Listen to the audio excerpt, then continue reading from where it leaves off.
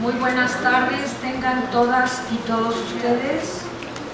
Bienvenidos a este espacio de la Universidad Nacional Autónoma de México, quien a través del Centro de Investigaciones sobre América del Norte y en el marco del Seminario de Prospectiva Internacional, tiene el gusto de darle la más cordial bienvenida al señor OVAIS SARMAD, director de Gabinete de la Organización Internacional para las Migraciones de la Organización de las Naciones Unidas, quien nos va a hacer el honor de dictar una conferencia magistral sobre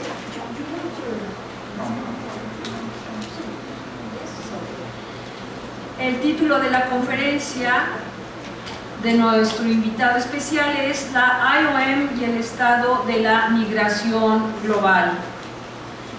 Quiero, antes de pasar a leer los datos curriculares del señor OVAIS SARMAD, también agradecer de manera muy especial que participe como comentarista de este ejercicio la embajadora Marta ORTIZ de ROSAS, quien en la actualidad ocupa la cátedra Fernando adscrita al Centro de Investigaciones sobre América del Norte, una cátedra que está compartida por la UNAM y la Secretaría de Relaciones Exteriores para dar oportunidad que nuestros estudiantes y la comunidad académica tengan posibilidades de interactuar con diplomáticos destacados de nuestro país que han llevado no nada más la representación de México a distintos lugares, algunos de ellos muy remotos, como en el caso de la misma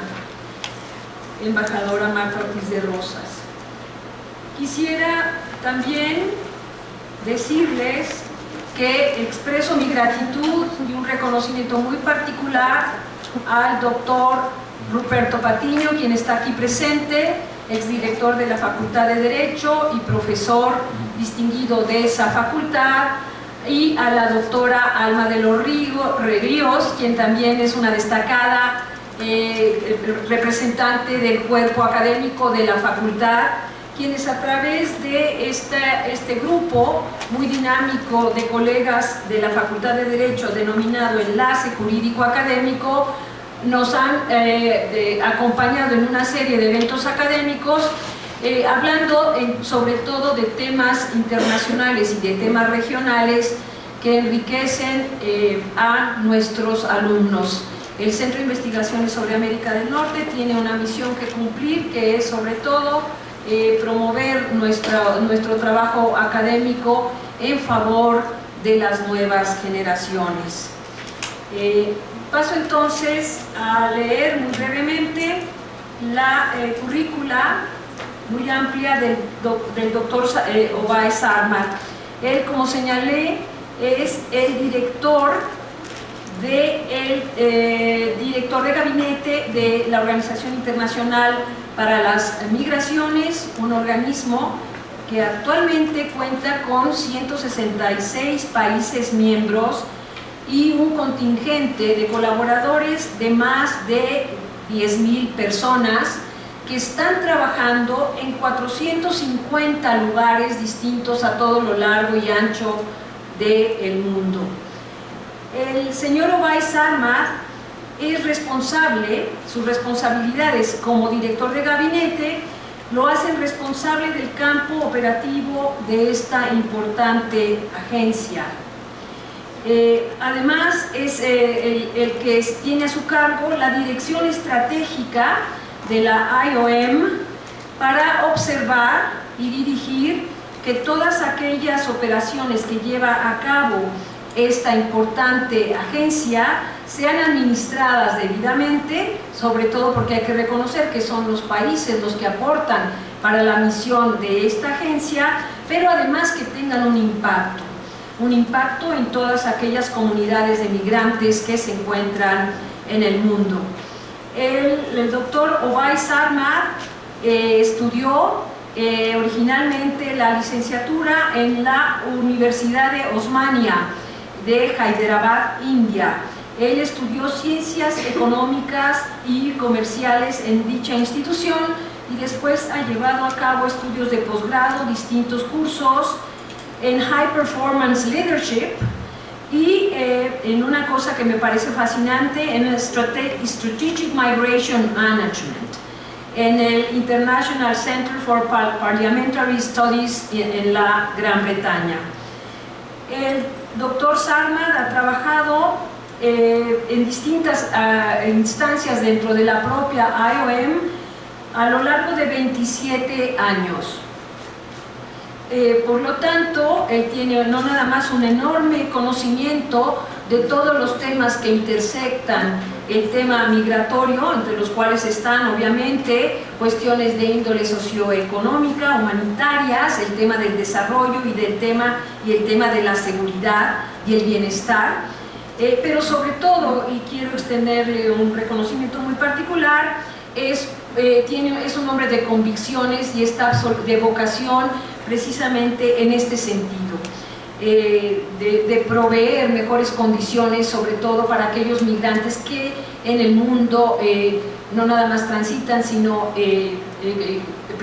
enfrentan situaciones de enorme vulnerabilidad. Él además es miembro del Consejo Directivo de la Red Metrópolis Internacional, en la cual el CISAN también tiene un lugar, y gracias a que lo pudimos conocer en el trabajo que se hace a través de Metrópolis, es que hoy le damos la más cordial bienvenida a este espacio. Así que yo les pediría que con un aplauso le demos el uso de la palabra.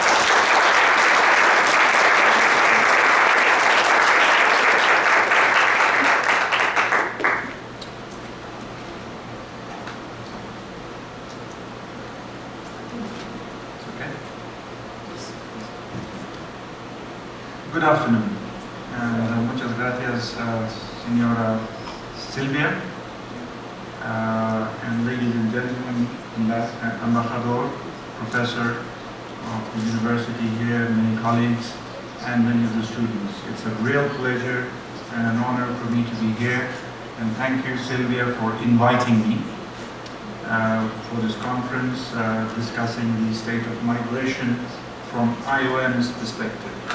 And I think this is an important topic and a very timely topic that is to be discussed in today's environment in which we are living in. So what I'd like to do is to share with you some of the perspectives, some of my personal perspectives on the topic, about the organization, about migration as an issue, as a phenomenon, and a few thoughts from IOM's perspective in terms of where IOM is at this stage and what are the future prospects for managing and governing migration as an issue, as a phenomenon, as an opportunity. So I have a PowerPoint. I'm not sure whether, yeah. So what I'd like to highlight first of all about IOM. What is IOM? International Organization for Migration, and IOM was founded 65 years ago in 1951, and that was at the time after the Second World War, when there was a huge displacement of population in Europe that needed to be resettled, that needed to be moved from the war-torn Europe to many other parts of the world, including Latin America, United States, Canada, Australia, and other places. So that's how IOM was established. And I'd like to highlight when it was established, it was the decision of the governments at that time to establish that organization outside the United Nations system. And that was a very important decision and reason to do that at that time, because the governments did not want to politicize migration, and they wanted an organization to deal with just the transportation of those who needed international transport from Europe to many other countries. So that was the beginning of the organization in 1951, and we are now 65 years later. So during that 65 years, many things happened. Initially, when the organization was formed, it was formed as a temporary provisional committee only to deal with that population of the Second World War. But then after that, many things happened, the world changed. There was a situation of the Cold War between the Soviet Union and the Western countries, various emergencies, disasters, climate change issues that required the organization to respond to those challenges. And it has evolved over the years, and many important significant steps that had happened during the time of the Gulf War, the major natural disasters including Mitch, the tsunami in Indonesia, and whenever there has been large displacement of human beings, IOM was called to assist. So being a temporary organization at that time, it has evolved, and today, as Madam Sylvia mentioned, we are more than 10,000 staff, spread in about 450 locations in many parts of the world, and we have 166 member states and a budget of about $2 billion every year to implement various projects to manage migration in a dignified, orderly, safe and humane manner. That is the mandate of the organization. Because we are dealing with human beings, people who need assistance for transportation across the borders, within borders, or to prevent people from moving unnecessarily, IOM provides that assistance. So that is the purpose, and that's the history of how IOM came into existence. And IOM's mandate, and as provided in the Constitution, is that IOM is committed to the principle that humane and orderly migration benefits migrants and the society. And this is something I will come back to later, is an important fact that we all must remember. And we work with all partners, member states, governments, other UN organizations, private sector, civil society organizations to carry out our work. And the main areas of focus are to assist in meeting the growing operational challenges in migration management, advance the understanding of migration as an issue, and encourage social, economic development through migration. And last but not least, and most important, uphold the dignity and well-being of migrants. Migrants have basic human rights, like all of us. And that is something that is very, very important for IOM. Now, I would like to divide the next part of my presentation under three topics. The first is the world on the move. Second, a world in disarray and a world in denial with regard to migration, and a world of shared responsibility and opportunity. So the first point, the world on the move. What are we talking about? There are altogether, I'm sure many of you know, there are 250 international migrants around the world. That's huge, that's a large number. And about 700 million migrants within the countries, mostly in China, India, Mexico, Brazil, many other countries. So if you add that together, that's approximately 1 billion people in the world are in some form or the other of migratory status. That means 1 in 7 people in the world is a migrant. So that's a huge population.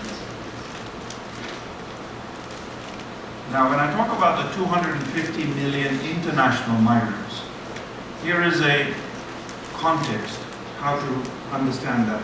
If we put the 250 million migrants as a nation, as a separate nation, we call it a migrant country or migrant state, and to take the contributions that migrants make. Migrants send about $435 billion remittances back home.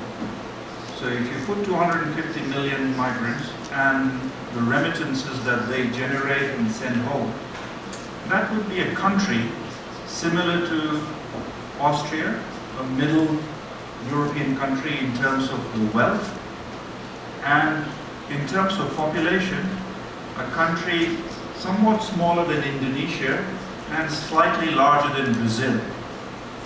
So that's what migrants constitute in the world.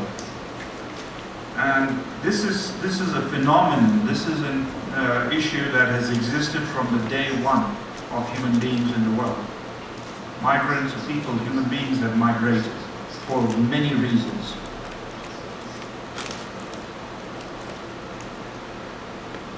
Migrants' flows are composed of a wide range of migrants, including refugees, asylum seekers, migrant workers, trafficked persons, and more recently, climate change affected people, people who are affected by climate change. When we talk about climate change, it's important to note there are about 200 million people living on coastal areas around the world which are less than 1 meter below the sea level. So if the sea levels were to rise, there will be huge displacement because of climate change. So that's another very major issue that is out there and might affect us in many parts of the world. And another very important phenomenon is there is a perception that migrants always move from global south to global north, from poor to rich countries. Well, not necessarily. In IOM we have done many studies and found, although it is true that many migrants go from south to north or from poorer countries to richer countries, but there is huge migration between southern countries, so countries of the southern hemisphere, or also migrants from northern hemisphere, rich countries, migrants moving from one country to the other in the western world. The top regions of the world where migration is relevant is one where we are sitting now, Mexico, between Mexico and the United States and Mexico and South America, in Central America.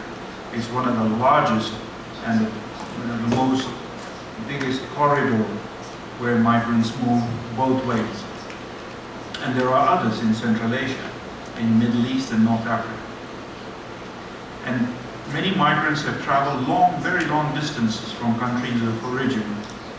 But more than 60% of global migration still consists of people moving to neighboring countries or to countries in the same part of the world. They don't move different regions. As I mentioned, Mexico remains and continues to be a large corridor of migrants. Now, what are the drivers of migration? What drives people to migrate? And these are 5, and there may be more, many more. But we, for a matter of convenience, we founded the Ds, the drivers of migration. The first is demography. And in demography, what it means is, what we're trying to say is the global north, the richer countries in the world, they're getting older, and there is not enough younger population to replace, to maintain the economies of those countries. So there is a huge demand for younger people in those countries to take many jobs, many skilled, high-skilled, low-skilled jobs in those countries. So there is a fact that is absolutely the reality of the world. Connected to that is the demand for labor. In many countries of the world, there is a huge demand, including recently in China.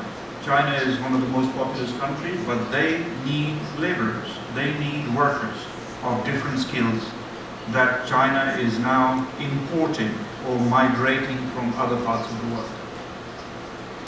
And also, more recently, we have ease of travel. People are very easily traveling from different countries across regions because travel has become more accessible. You can just go on internet on your mobile phone and make travel arrangements, or to see where to go. So this is what we say distance shrinking technology.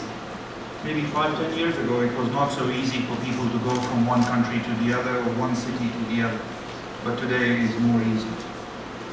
There is now also the digital revolution. This is also another very important fact. 300 million people are connected to the internet at the turn of the century. From 1999 to 2000, that was 300 million people. Today, not so long ago, 15, 16 years later, there are 3 billion people connected to the internet. 3 to 4 billion, almost. And that is more than half the world's population is connected in one way or the other. And another one, very important, is the disparities. And this is something which bothers me also very much. And I'll give you a very interesting example. That is the gap between rich and poor. Rich are getting more richer, poor are getting more poorer. There is a big gap. There are some interesting facts. There are about 10 or 15 richest individuals in the world who have resources of about 80 or 90% of the world. So there is a huge disparity, there is inequality between the have and the have-nots. And that is another very important reason for people to migrate, because they want to go and make their conditions better, seek better economic opportunities. What I want to emphasize at this point is there are firmly established structural factors underlying global mobility, and these are unlikely to change anytime soon. So these are things that we have to live with in every country of the world. It is inconceivable to imagine a world where people would be unable to move, to take on new jobs, to be reunited with family members, to conduct businesses, or to simply engage in tourism. So the world is on the move. People are moving. As I mentioned, the world in disarray and denial. What I mean by that? There is the other world in which we live, unfortunately, a world in disarray or a world in denial. What I mean is that there is a very strong gap, a very important gap in the world for moral and ethical leadership. There are many important politicians around the world, but they are not promoting the basic human rights, moral and ethical leadership. People like Mandela or Gandhi some years ago, and I'm sure there are many others in different parts of the world. So there is a gap, and we are living in a kind of a denial, because migration, in the context of migration, as I mentioned, is something that is a reality that has happened for ages. It is happening as we speak, and it will continue to happen. But there are politicians in many countries who are denying, who are using migration, who are using the fear of the other who doesn't look like me, who doesn't talk like me, who is not the same color, and we must fear that, which is unfortunate.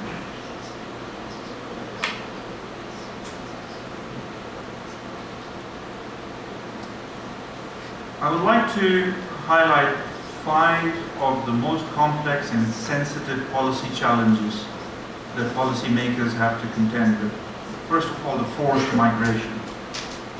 Today, more people have been forced to migrate than at any other time since the Second World War. There are about 65 million people, of which 21 million are refugees and 40 million internally displaced persons around the world. These are huge numbers.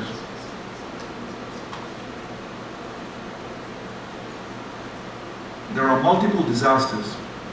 There are simultaneous, complex humanitarian disasters stretching from Africa to Asia, including in some parts of this world.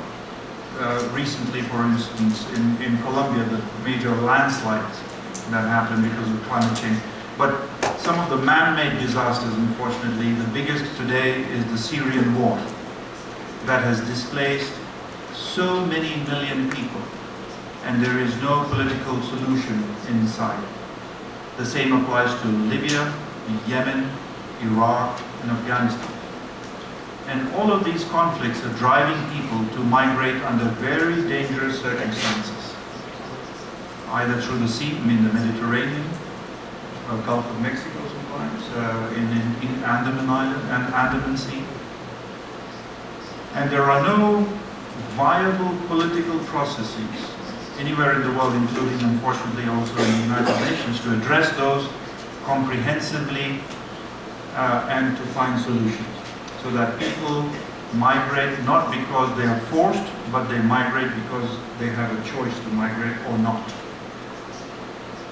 And unfortunately, many of the politicians, they're using migration crisis as a banner that is often used to sum up these crises. But we should ask, is this truly a migration crisis? I don't think so. Actually, it's a crisis of solidarity.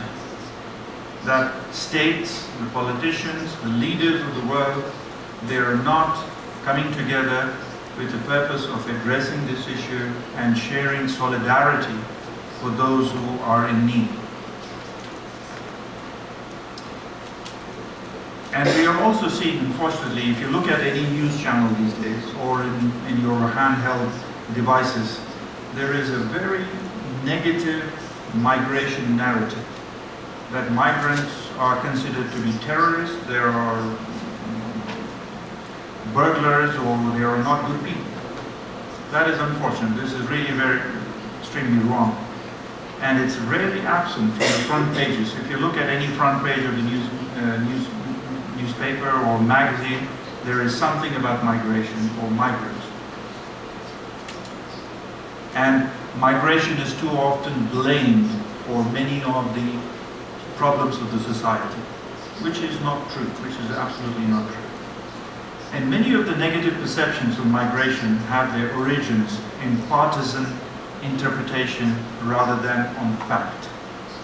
So therefore there is an urgent need, and we are working on it, and I'll share some examples with you, to reframe, to change that discourse, to dispel the myths and misconceptions, and to identify the place it must realistically occupy, migration, in the demographic, social, and economic planning of countries. The anti-migrant sentiment. And as I mentioned, we are going through this unfortunate era where whenever we talk about migration, there is a threat. It is not the threat that creates fear, but the fear that creates the threat. It's important. I repeat, it's not the threat that creates the fear, but the fear that creates the threat. Closing borders, building walls, instituting strict visa regimes, criminalizing irregular migrants, and other rash measures are driving more and more migrants into the hands of smugglers and traffickers. And that's the worst, that's horrible. So someone has to also think about it. And we have evidence that closed borders do not automatically lead to less migration.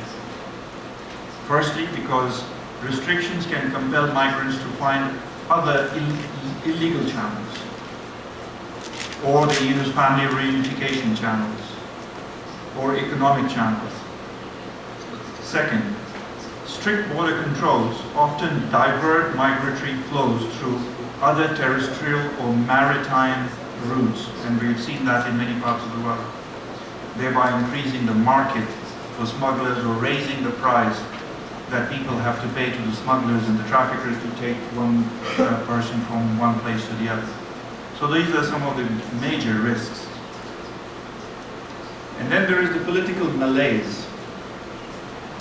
There is also a vacuum of political leadership, as I mentioned, lack of political courage, and an erosion of international morality and authority on migrant issues, with international humanitarian law being violated by all sides. Public confidence in government's ability to manage migration is at the lowest level these days. People do not trust the governments to manage these issues. And we are seeing that unfortunately in Europe, recently Brexit, the election of the new president of the United States. This is because of that, unfortunately. We have a collective obligation to combat policies of fear-mongering, profiling, stigmatization, or defamation. And we also recognize there is a very urgent need to restore a balance and rationality to the migration debate. And we have abundant evidence that migration can be benefit to the countries of origin, countries of destination, and to migrants themselves. A recent study which was conducted by McKinsey, a global consulting firm, have found that each migrant who goes to another country and contributes to the economy, they contribute 3 times more than the nationals of the country to the GDP of the country.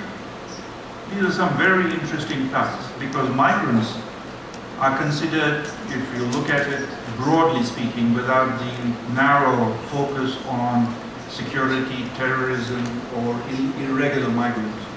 But majority of the migrants are contributors to the economies, to the societies in which they live. We consider migrants to be, because you must have seen the different classes, sometimes mentioned high class, low class. We consider migrants to be creative class, because migrants take risks. First, the risk of migrating. And once they have migrated, they have a creative entrepreneurial skill to create opportunities, to create jobs.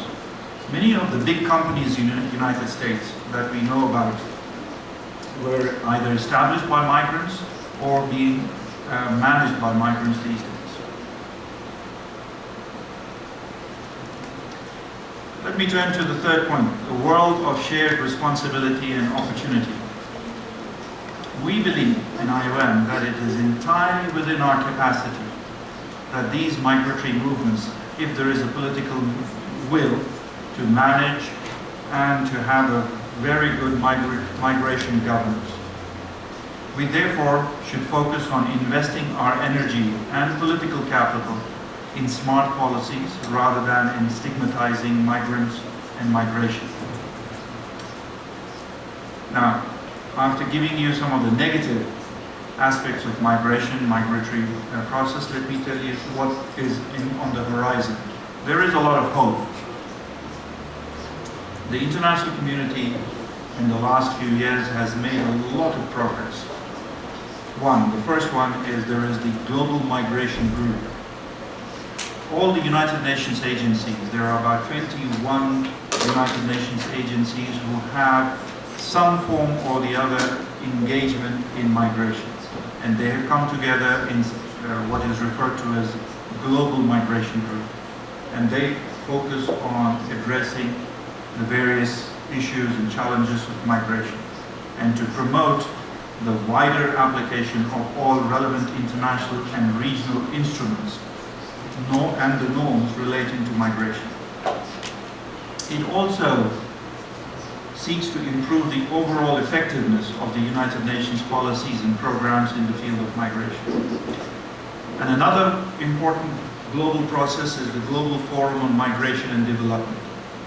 Mexico was a host of that forum a few years ago, and within that there are 18 consultative processes, regional consultative processes that are doing nothing but focused on migration. There has been 2 United Nations high-level meetings or dialogues on migration, focused on migration, one in 2007, the other one in 2013, and there is another one going to be in 2019.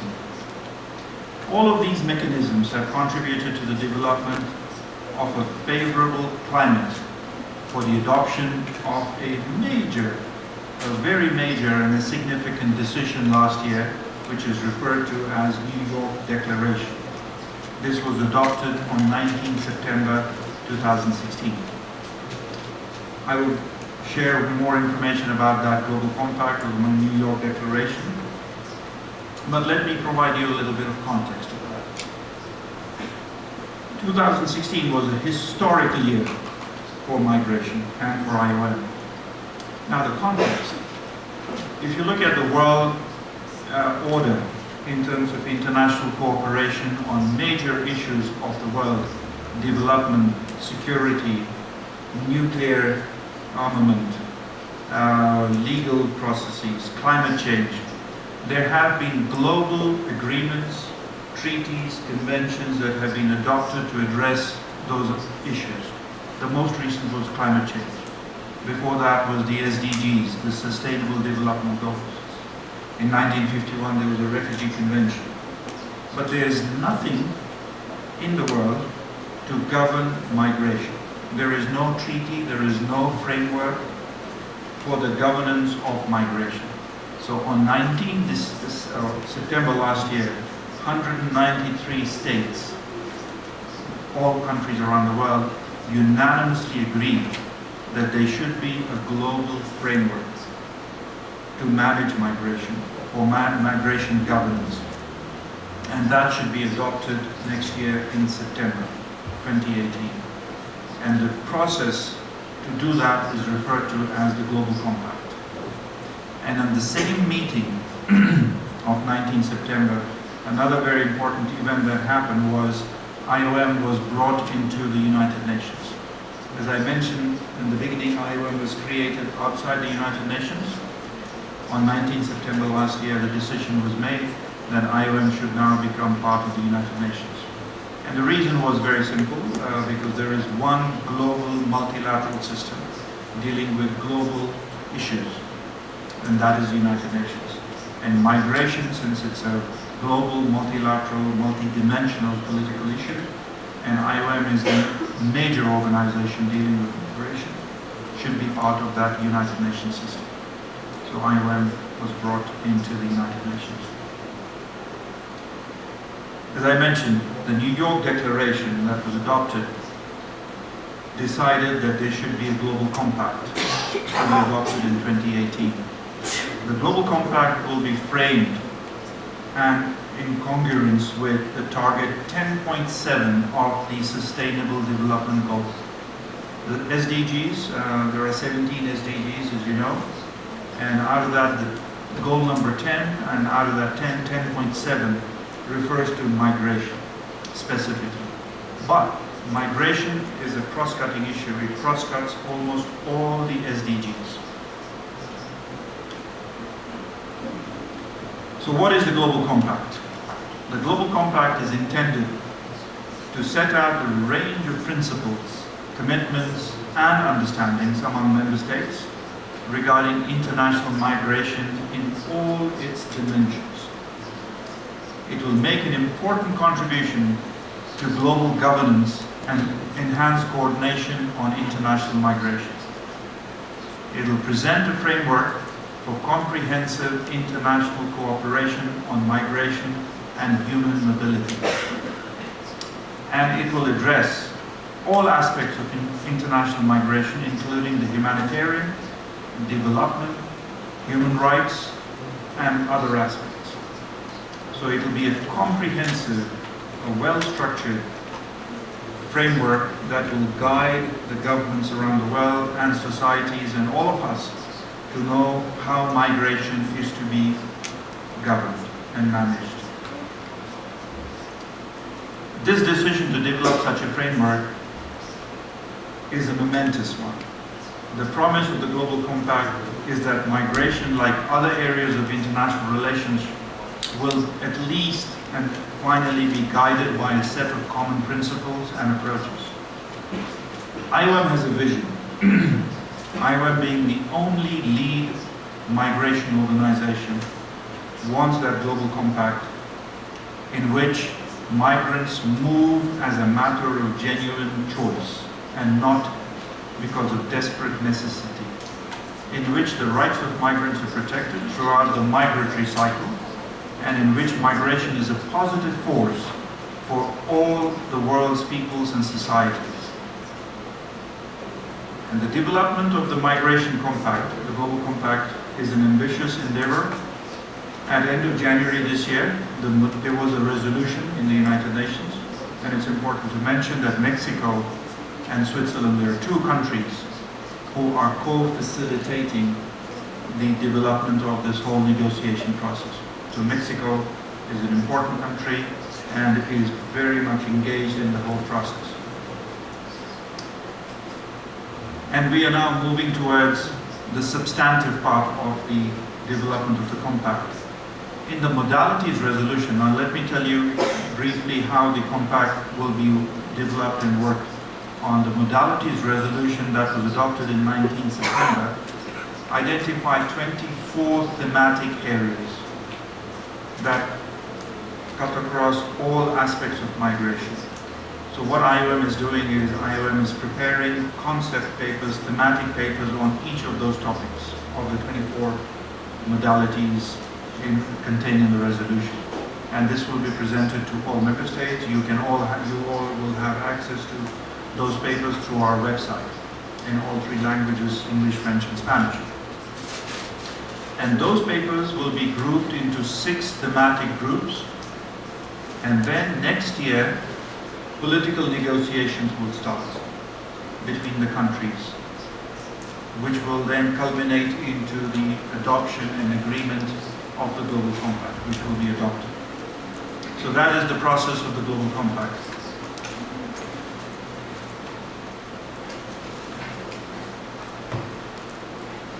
In conclusion, I would like to leave some thoughts for you to take with you and maybe to have a discussion. The most important that migration is here to stay. No one can wipe it out. No one can say, yeah, migration is not going to happen, let's stop it. Because it is as old as humankind. Migration is the world's oldest adaptation, poverty reduction strategy, and it is key to the world in tune with itself. It's a natural phenomenon, we cannot stop it. And IOM, we have held a view very, very strongly that migration is not a problem. It really is not a problem to be solved. But it's a reality that must be managed.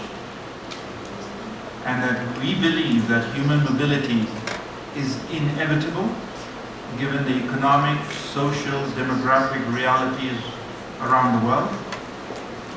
It is necessary if skills are to be available, jobs are to be fulfilled, and economies to flourish. And finally, migration is desirable if it is managed in a responsible, humane, and a dignified way. Last but not least, since we are in the university, one of the major universities of Latin America, where many of you are either students or in the teaching profession. So universities such as UNAM has a very important role to play in global migration debate, in global migration research, through targeted research and academic activities. These initiatives could be through inclusion of effective migration management policies and discourse in relevant curriculum of existing or new courses, as well as specific teaching programs at undergraduate or at master's or even doctorate level. It is happening in many other parts of the world. I'm sure it happens here as well. So migration needs to be studied. And there, again, I go back to the SDGs, the Sustainable Development Goals. And one goal is extremely important to me personally, which I strongly believe, that's SDG 4. SDG 4 refers to quality education for all. And if we are to make a better world, that better world has to start with education. And I personally, in my own life, I have always believed the biggest room in the world, the biggest room in the world is room for learning, and room for understanding, and room for tolerance, really. And that has to start at the education at the most elementary level, that people have to grow up with the realities of the world, and migration is one of those. So that is our vision, and let me conclude with a few words in Spanish, and I have to also admit my Spanish is very bad, and my wife is the most angriest person because of that, because she's Spanish, and we've been married 30 years, and unfortunately my Spanish is not as good as my son's. So I can understand almost all Spanish, but speaking is difficult. So in conclusion, esta es una visión realista y realizable si los tomadores de decisiones están dispuestos a contribuir a la tarea sobre la gobernanza de la migración. Muchas gracias a su atención.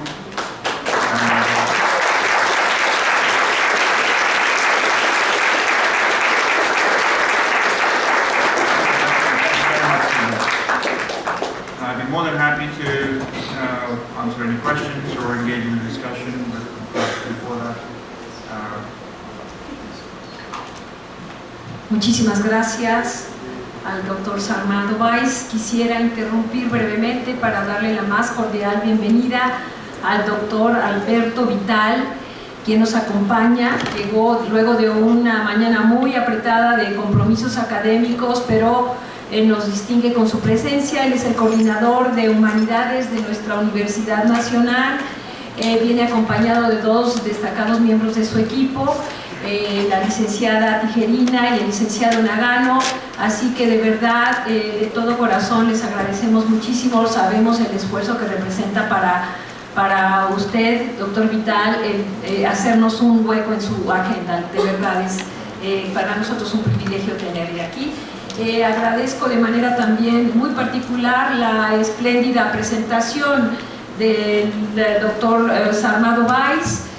Bueno, ¿qué les puedo decir? Él es todo no nada más un experto, sino un comprometido funcionario internacional que tiene como parte de su responsabilidad impulsar precisamente este proyecto del Global Compact, en donde, como se nos dijo, nuestro país está jugando un papel crucial, habida cuenta que México se distingue por ser Mexico is a migration hub, because it's a country of a huge diaspora, but also it is a country of transit and a receiving country. So we appreciate very much your comments. I'm switching from Spanish into English, and I appreciate your effort also to speak some Spanish for us. Ahora voy a pasar el uso de la palabra para que la embajadora Marta Ortiz de Rosas nos haga un comentario a la exposición del doctor OVAIS.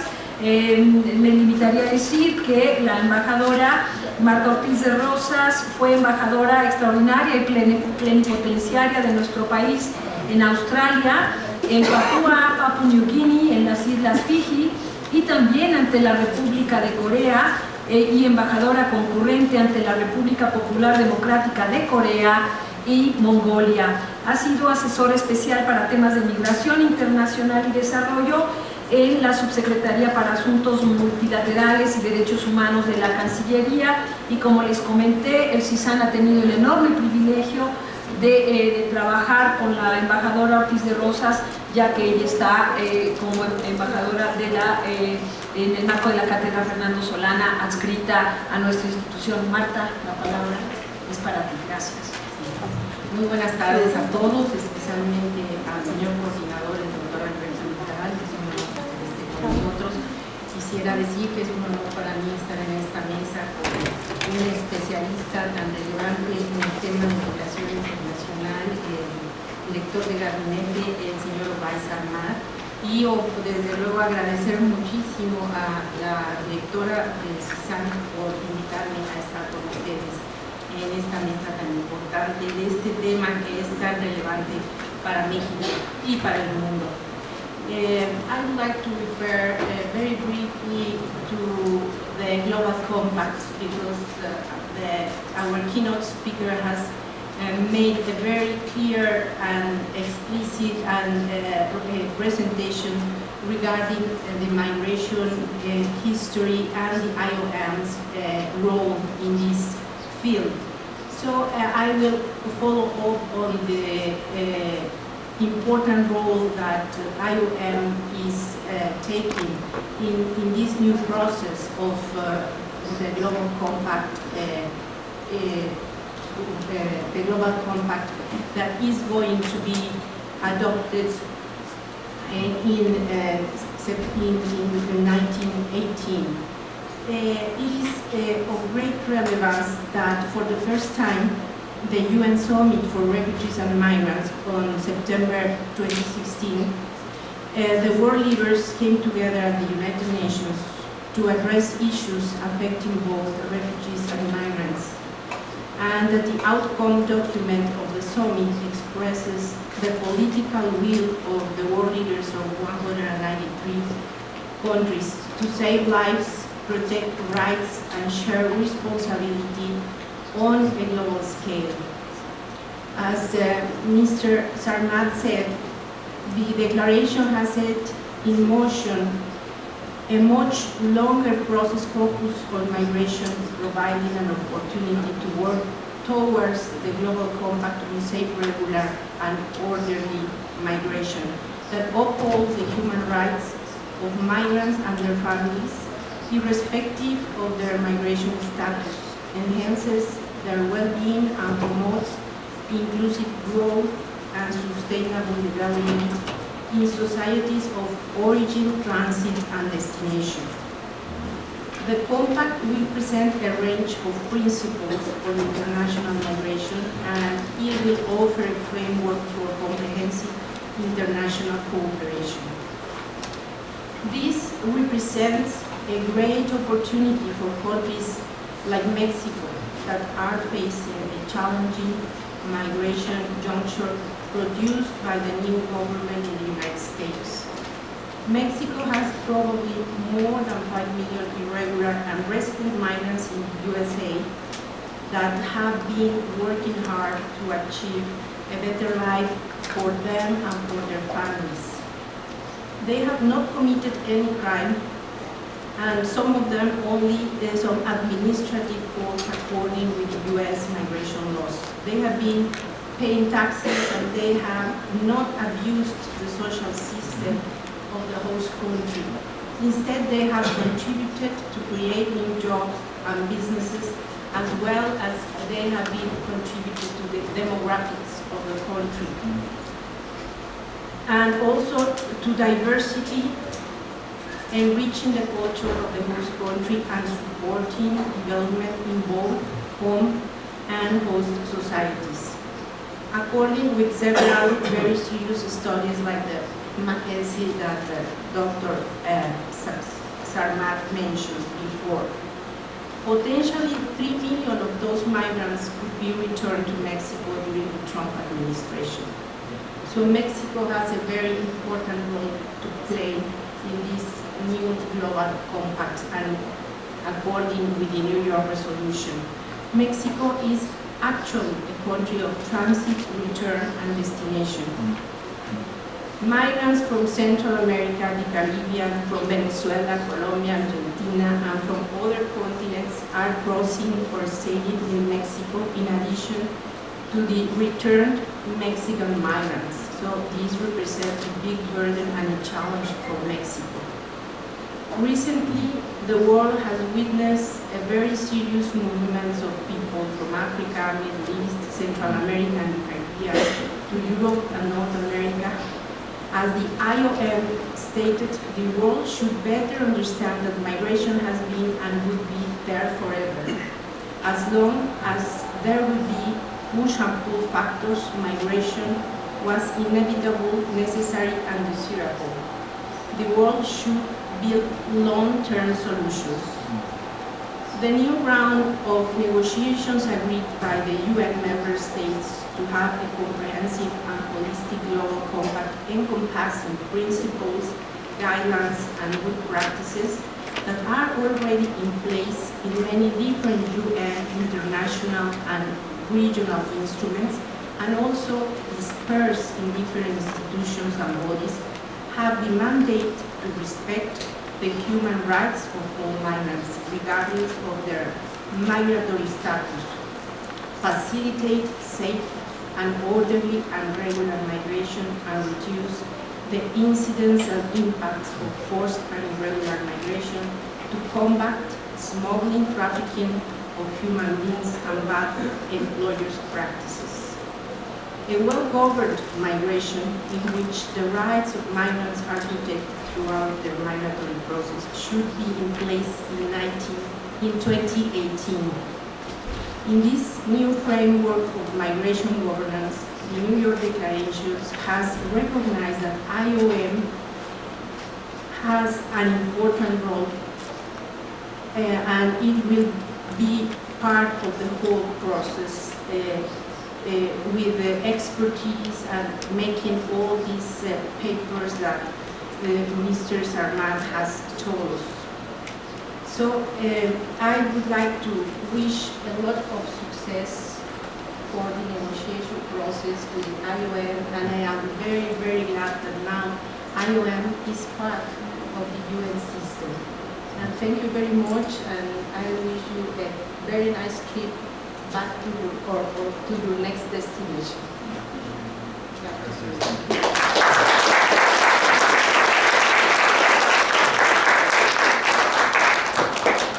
Muchísimas gracias a la embajadora Marta Ortiz de Rosas, que complementa esta espléndida sesión que hemos logrado compartir esta mañana. Jóvenes, por favor, todos los aquí presentes, el micrófono ahora es de ustedes, así que aprovechen para plantear algunas preguntas. El señor SARMAD tiene que salir en unos escasos 7 minutos, cuando mucho. Así que, por favor.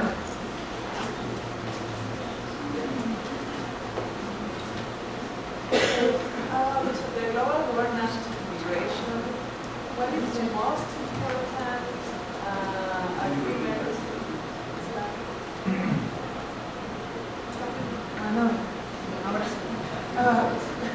The global governance of migration, what is the most important deal now to resolve between Mexico and countries in the European Union? If we need to include the migration as a global process, not as a regional, because we divided always North American region and the European region migration. So how can we connect this global process? Is it possible? Thank you for your. A ver, vamos a tomar 3 preguntas para que we are going to take 3 questions at a time, so you will be able to answer them all together. Por favor, la doctora Alma de los Ríos y después el doctor Raúl Benítez, por favor. Muchas gracias, felicito al doctor OVAIS. Mi pregunta va con relación a los niños. En el mundo de la migración, ¿qué porcentaje de niños, niñas obviamente, como grupo vulnerable enfrenta la problemática de la seguridad? ¿Acompañados o no acompañados? Pues más me preocupan los que no van acompañados. ¿O de los dos?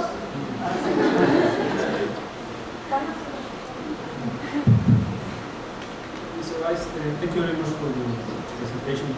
I have a quick question about the change in the thinking of the governments in Europe and the United States, and the new policies on migration, refusing flows from North Africa, and in the case of the United States, the flows from Mexico and Central America. What's your opinion about that?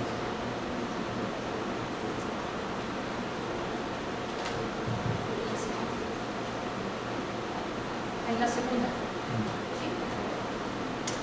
Thank you very much. Those are very interesting questions, and if I understood it correctly, I'll share some thoughts. And you mentioned about the possible connection between the American or United States, Mexico, Central America migratory processes, trends, and European, and how they can be connected and what's the global governance of that. First of all, to be honest, there are no easy and simple solutions. There are no easy answers. IOM has something referred to as Migration Governance Framework. And what it promotes is that migration should be managed using the existing treaties and conventions and basically protecting the human rights of migrants. That is very important. And to promote legal pathways. Because when these migrants are going from one country to the other and from one corridor to the other, if the countries who need these migrants are able to open regular channels and visa regimes whereby migrants can, instead of going on a boat and paying money to the smuggler or trafficker, that they go through regular and proper channels. And that is the only way. That way, countries can benefit from those who are skilled, who contribute to the societies and migrate rather than prevent going through dangerous channels. You mentioned the children and women. Women actually are about half of the global migrant population. And out of that, I do not have the exact number of children or unaccompanied minors. It's relatively small, but a very sensitive and extremely dangerous group of population. And there are very specific policies. IOM is working with many governments to specifically refer to, protect children, unaccompanied minors, women, and people who are in desperate situations. So what is important is, first of all, to identify where they are, where those people are, and to take very concrete measures to bring them out of those situations, and to either send them back or provide protection where they are, or to find other countries where they can be resettled. So we are very actively looking at that, and but the unfortunate part is, yes, there are women, there are children, there are teenagers who are in these large migratory flows of forced migration, not of voluntary migration, they are forced migration. The thinking of US and EU politicians and governments, as I mentioned, there is a huge significant shift to the right, to the extremists, to the populist policies in both parts of the world. But I believe at a working level, at a level of people who understand this situation and not so much politicians, there is very good understanding. And we see that in the European Union, including in the United States with the State Department, the Population, Refugee and Migration Department, Department of Homeland Security. We are in touch with them and we discuss these policies. And there is a good understanding that what we are suggesting, what we are promoting, on how to address migration is the right way to go. But at the same time, there are the popular politics, and if one attack happens, like recently in St. Petersburg, some form of migrant or a refugee is blamed for that. And that creates a huge negative sentiment. And to that also, what we are proposing is migration campaigns to show the positive side of migrants. And not all migrants are criminals. We need to specify. If one person is creating an act of terrorism, that doesn't mean the whole society is terrorist. So there are different levels of engagement with government. So I'm really hopeful that governments in all parts of the world, they are, when we talk about governments, not the politicians, they have a better understanding. Thank you. Muchas gracias. A ver, otras tres, por allí la primera, después la segunda y la tercera, por favor. ¿Sí?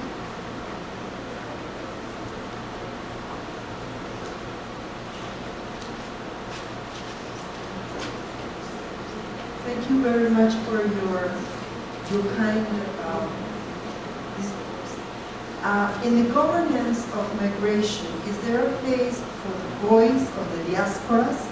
My question goes in the interest that the Convention of Vienna should be reviewed, especially the Convention of Diplomatic and Consular Relations, which has become an interested party to be an intermediate of the so-called societies.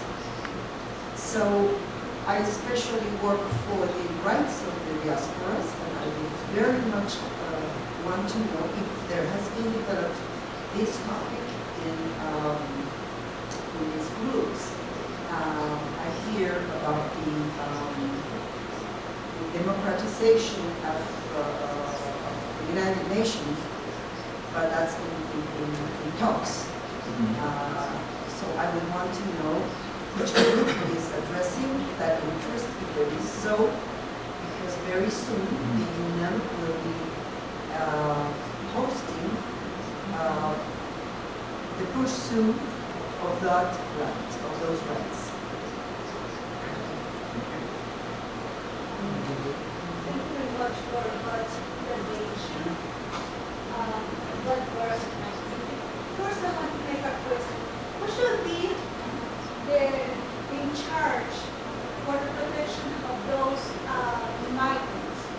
Local government, federal government, or this global government?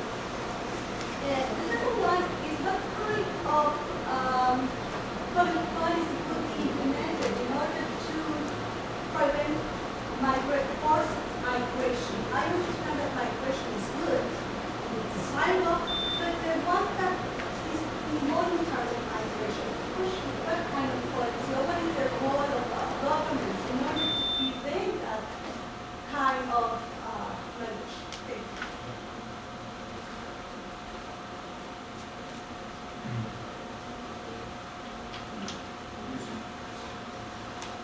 I wanted to ask about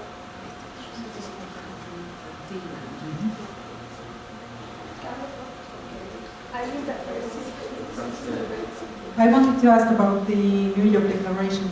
We have already the Migrant Workers Convention that hasn't been signed or ratified from very many governments. And then we have at the same time border policies going on that are stricter and stricter. And for example, now the EU Congress is trying to, I think we can't say vanish, but they are trying to make the asylum system as bad as possible. So what is the value of the New York Declaration in this situation? Again, thank you very much for those all very good questions. Maybe I start with the last question and work backwards. First of all, yeah, that's a very valid question, and the human rights of migrants and migrant workers, the ratification of that convention has not been ratified by, I think so far it's only 40 countries, and it's not effective. And there are other such conventions and treaties, and what is the value of the Global Compact and why New York Declaration? I remain very optimistic about it. The reason is because it's not a convention, it's not a treaty, it's a compact. That's the reason it's called a compact. It's a framework, and it won't be normative or legally binding. And because migration is such a sensitive, such a polarized phenomenon, it would be difficult for United Nations to come up with a convention and say this is how migration should be managed, governed, and dictating to sovereign states that this is who you should take in and those are who should remain outside the country. So we in IOM believe very strongly that migration framework or migration governance should be managed in a way that is tailored and adapted to the needs of the countries and the regions. So therefore the compact will be based on good practices, principles, and high expectations in terms of how migration should be governed. And then allow governments to then adapt their migration policies according to the best practices and not be forced. And we feel that has a better rate of success than a convention or a treaty, which then, as you rightly said, many governments may or may not adopt, and then it remains just a piece of paper. And we as an IOM feel that we have all the expertise, the capacity, the outreach, and the presence in all countries of the world to work with those governments once we have the compact to say, how can we help you implement this? And that's our vision of the compact, and that's a difference between the normative framework and what the global compact is supposed to offer. So that's my perspective on that. And a very good question about who is in charge of protection. Is it local governments or federal governments or regional government or global? I believe the work has to start at the local level. And that is now, we are seeing more and more local governments engaged in the migration debate. And again, this is not a promotional talk. IOM is working with local governments now around the world, with mayors, because that's where the cities are hosting the migrants. Migrants are no longer in camps or in deserts, they are in urban areas. And the best people who can manage that are the mayors, the local governments. So we're working with those, and those need to. But overall, global policies or regional or federal policies still have to be promoted by the national government. But I think a lot of responsibility is at the local government level. With regard to the question on diaspora, you're absolutely right. Diaspora engagement is extremely important. And we're recognizing, we are seeing now many governments are creating departments with different ministries, either Ministry of Interior or Foreign Affairs, diaspora departments to deal with the diaspora. India is a very good example, Philippines, I believe Mexico as well, to deal with diaspora. And also many diaspora people who are living in different parts of the world. IOM is advocating that they have a right to vote in their countries of origin. And that is another very important shift, and we are promoting that, and that's happening in many parts of the world. And we already had one, about 2 or 3 years ago, a conference, a global conference on diaspora, where we invited all governments who had important diasporas of their nationals living in other countries to have a discussion on how to engage diaspora, how to use the strength of the diaspora in managing migration and preventing irregular migration, and we've come out with a publication and a set of recommendations on diaspora. So there is some work happening, more needs to be done, but it's something that is being worked on.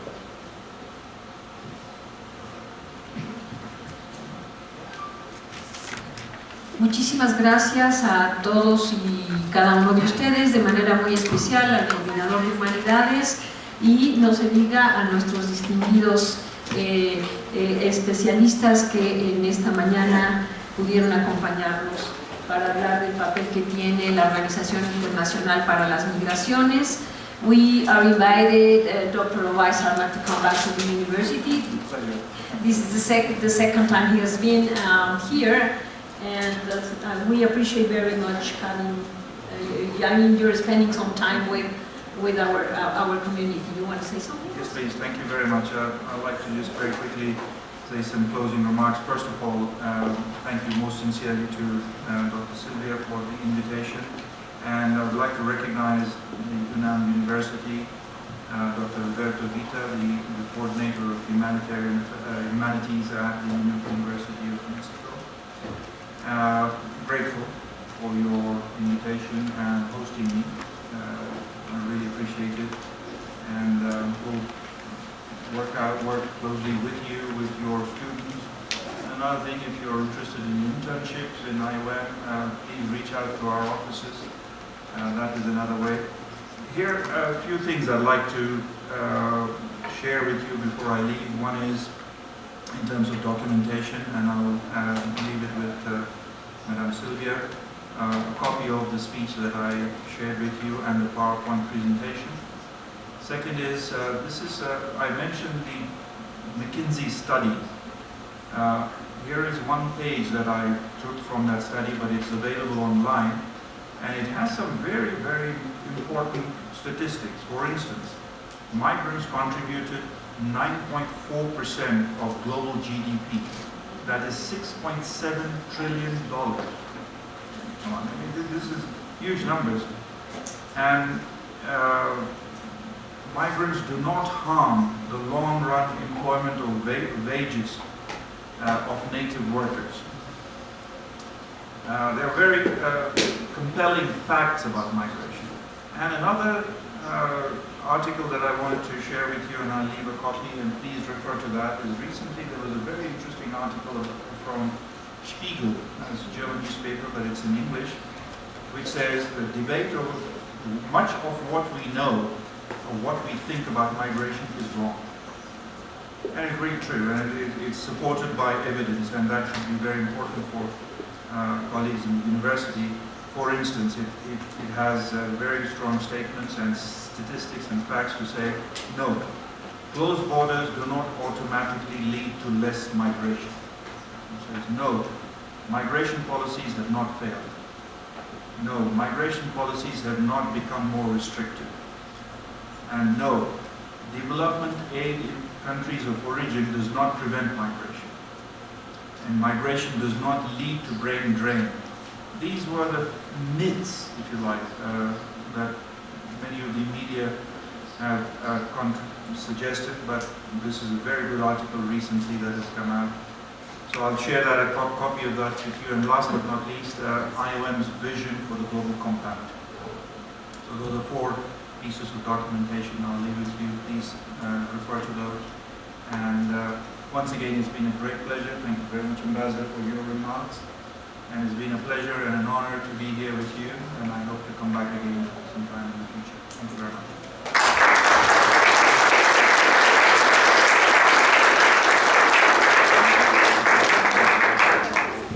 Muchas gracias a todos. Buenas tardes.